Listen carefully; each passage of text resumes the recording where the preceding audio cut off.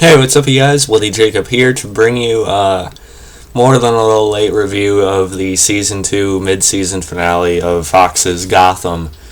This was the... what episode number was it? I seem to do this every single time now, don't I? Alright, yeah, episode 11 of Season 2, Worse Than a Crime. And, I usually don't do reviews for, singular episodes, or individual episodes of the show.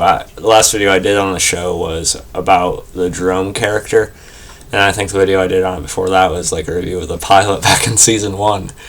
And, I've been keeping up with it. I watch it every week it's on with my dad. We watch it together, which is another reason why I don't, review it a night of or anything. And also, I enjoy the show, but it was never one that I, really cared to, invest the time of making a video into. But now, this episode just made me geek out on quite a few levels for a few different reasons. And, going into each episode of Gotham, I'm like, okay, it's a decent show, but, But every time I come out of an episode, I usually enjoy the hell out of it, and this episode was no exception. I thought it was very good mid-season finale. This probably easily could have worked as a season finale if they had wanted it that way. But, they have a very long season, too, or a pretty big season, as far as episode number goes. I think it's going to be 22 again this year. Correct me if I'm wrong. But, so when it does come back in February, I am planning on reviewing it if I can. Hopefully I do have a job by then, but either way, I'm going to try to do at least a video within the first few days of it airing. And, like I said, this is a good mid-season finale. Of course, I was really happy to see this Theo Galavan, story wrap up. Sure, it's only been 11 episodes with that as, the center point, but it was getting a bit, flat for me because, I was just tired, for a while I was tired of everyone not knowing, or seeing through, Galavan's obvious, fake front he puts up for the public eye. So I was happy when Jim found out what he was really up to, and I liked the stuff with him Galavan making it more personal against Penguin, and I was very eager to see Penguin get some form of revenge, and I was definitely happy with this episode in that sense. And also the relationship between Bruce and Silver did kind of bug me because I don't like Batman being a gullible moron. But again, he's Bruce is still a kid, obviously, so he's going to have experiences that sort of mold him into obviously what we see him as, when he's grown up. And I think these last couple of episodes have done a great job of, or at least a good job of, slowly showing the signs of, the persona that he will take on of Batman. Being able to counter people are trying to manipulate him, figuring people out. He's getting better and better at that. I like how they're slowly piecing it together for him to become that for Gotham, so I'm liking that so far. And the kid who plays Bruce Wayne, he does a pretty good job, I wouldn't say he's great, but I think he's definitely been improving since the show started. Of course, another highlight of it is, of course, Robin Lord Taylor as Oswald Cobblepot, the Penguin. Of course, with what happened to his mother, as I mentioned, it was good, to see how Galavan is finally brought down at the end of the episode.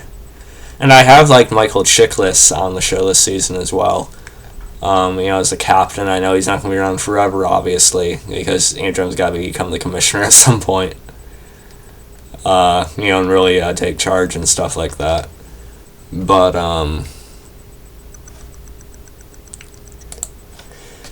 I do think Chiklis has been doing a good job in the role on it. I hope he's at least around for the season, if not longer. And, we also find out in this episode that, Dr. Tompkins, Lee is pregnant. And that kind of makes sense considering Ben McKenzie and the actress who plays Lee, actually have a relationship in real life. I think they just got married, actually. So that's cool. I wonder, my dad thought, oh yeah, she's lying about being pregnant just to draw Jim in. No, I don't think she's that kind of person, at least not right now. I think she becomes something good in the comic books too. Of course, the show doesn't follow the comic books 100%. They're really just taking the source material, the base for the characters and what they are, and sort of just creating their own versions of it. Which a lot of people complain about, but early on I accepted that as a different version of these characters' stories and just sort of enjoyed it for their own take on it. I think that's what a lot of people have to do, instead of bitching. But I wonder if this child that Lee apparently has, is it going to be Barbara Gordon? Or, is it going to be the Barbara Gordon Batgirl? Or is somehow this going to get all screwed up and he'll somehow still end up with Barbara? I don't know. I found Barbara to be pretty annoying, but I will admit the actress did a good job playing the Psycho this season, so I won't mind seeing more of her at this point. But I'm not sure which way I want them to take the character. The guy who played Galavan did a pretty good job for while he was on it this season. The character, like I said, got a little flat for me eventually, but it did end up being satisfying at the end of it with this episode. And maybe I should finally talk about how this episode ended, of course, with Jim, Bullock, Penguin, and of course Alfred, coming together to rescue Bruce, and well, from Penguin's perspective, mainly to take down Galavan. And I sort of like that shot of all of them marching, with the vests on, the Kevlar and stuff like that. Of course, Selina also showed up. Selina Kyle, she is amazing on the show. Carmen Bekendova, I'm probably butchering her last name, but her and Penguin are probably my favorite characters on the show, with Selina getting a slight edge for me. I just think she does a perfect job at playing the young version of Catwoman, and I think she's one of the more compelling characters on the show. And it was cool to see her marching with the rest of our group, and she even got a gun, she got to wear a vest and stuff like that, so that was really cool. And I really like how she helps out Bruce, her connection, their ties to each other. I just really like how they plant the seeds and foreshadow their future relationship and stuff like that. It's great. So they storm the place, and we get a pretty good shootout, and we get to see Jim throwing punches. We get to see Catwoman. I can try to say Catwoman. We get to see Selina taking on quite a few guys too, which is really cool. And of course, we also have Tabitha, Galavan's sister, actually taking him down at the end and deciding to, take Silver with her. And Silver, at first she just came off like a completely manipulative, little brat.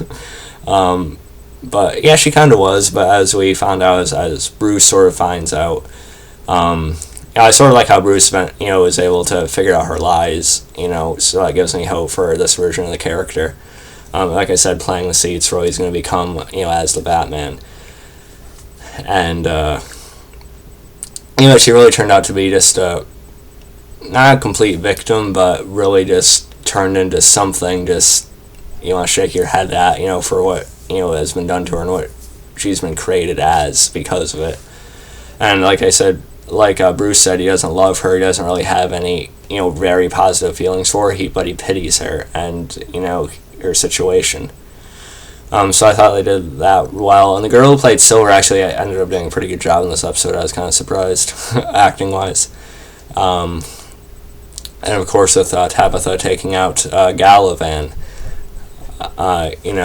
of course Jim was able to confront him, and the captain, of course Chickless, tried to stop him, but Penguin comes from behind him and knocks him out, and then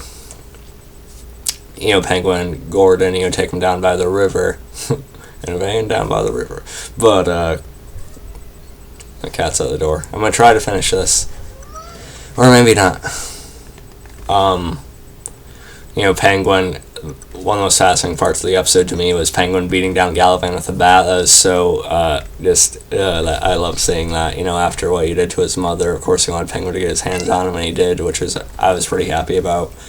And then we could see Jim actually, shoot and kill Galavan, which is, kind of surprising for the character considering how moral, he's supposed to be. But we've seen the darkness in Jim, ever since the first episode, like the potential for that to grow. They've hinted towards it. They've shown signs of it. He's had other instances of showing that darker side to himself. So I'm really glad that they had Jim shoot and kill Galavan. I think that makes the character more interesting and dynamic going forward. And the last scene or so before the credits rolled, this really had me geeking the hell out, man.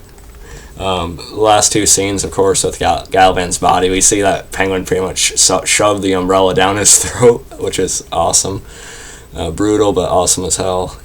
And then we see they're going to do some kind of work on Galavan's body. I'm not sure if we'll really see the character again, but they might just be harvesting something from him. I'm not sure exactly what they're doing. Because a lot of times they don't have a guest star like that for the season just return, but we'll see what they do.